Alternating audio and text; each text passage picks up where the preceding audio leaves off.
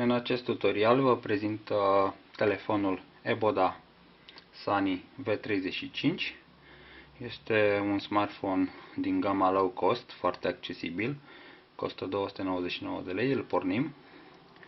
Ca și performanță pot spune că are un procesor Cortex A7 Dual Core de 1 GB, memorie internă de 4 GB, sistemul de operare este Android 4.2 Jelly Bean și are un ecran tactil de 2 puncte, însă rezoluția este puțin mai slabă, de 480 cu 320.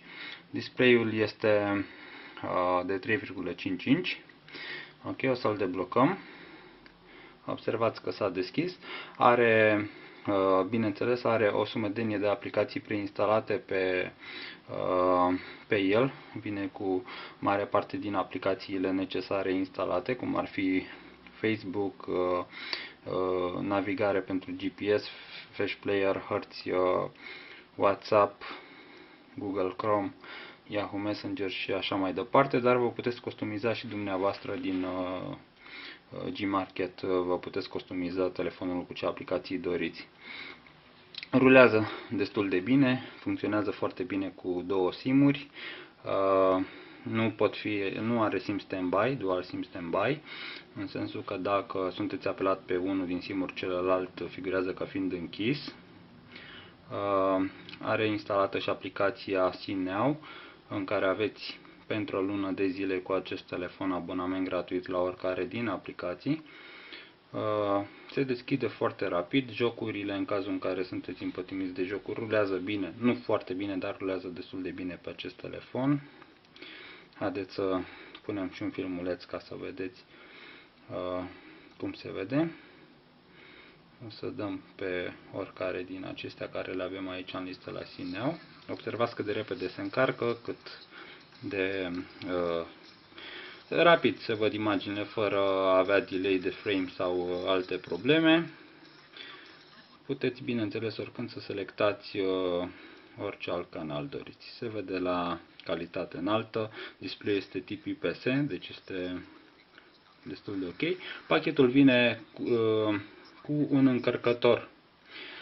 Dezavantajul fiind că la acesta cablu de încărcare care îl puteți folosi și ca cablu de date este foarte scurt, cu o pereche de căști și vine în pachet și cu o folie de protecție extra inclusă pe lângă cea care o are aplicată pe ecran, precum și cu o lavetă pentru curățarea acestui ecran. Se încarcă foarte rapid și browserul de Internet Explorer, aici folosim un Google Chrome, da? Nu știu dacă se vede foarte bine, o să dăm pe orice pagină ca să vedem cât de repede se încarcă. Am intrat pe kissfm.ro, observați cât de rapid răspunde și trebuie să vă spun că nu am o conexiune destul de bună la Wi-Fi, cu toate acestea funcționează foarte rapid și atât pe cartelă 3G cât și prin Wi-Fi. De asemenea, aplicația de Facebook funcționează foarte rapid. Mă rog, datorită procesorului pe care îl are, funcționează destul de repede, se încarcă foarte repede, inclusiv programele de navigare care identifică locația actuală. Bineînțeles că aici eu nu l-am activat. Da, aici avem GPS-ul, de unde alegem punctul de plecare și unde dorim să ajungem.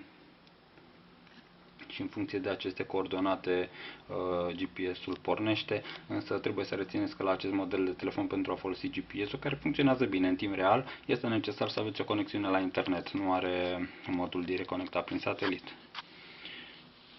Bun, v-am spus, puteți să vă customizați cum doriți dumneavoastră acest telefon. Îl găsiți atât în EMAG cât și în EVOMAG la prețul de 299 de lei. Dacă aveți și dumneavoastră specificații de comentat sau de adăugat, puteți să le lăsați în rubrica de comentarii.